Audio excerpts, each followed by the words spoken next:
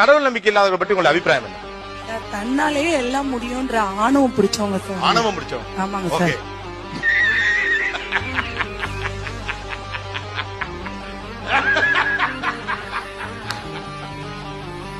மனுஷனை காப்பாத்த மனுஷனா வருவான், மேல இருந்து ஒண்ணு வராது. மனுஷனா வருவான், வராது. சாமியை காப்பாத்தேன்னு சொல்ற எந்த கூட்டத்தோடையும் பழகாதீங்க, தயவு செஞ்சு பழகாதீங்க. அது மட்டும் இல்லாமல் இவங்க ஜாதியில் இருக்கவங்க நிறைய பேர் திருட்டு கேஸில் கன்வெர்ட் ஆகுறது ரொம்ப சகஜம் சார். திருடனுங்க இல்லாத ஜாதி இருக்கா நட்ராஜ்?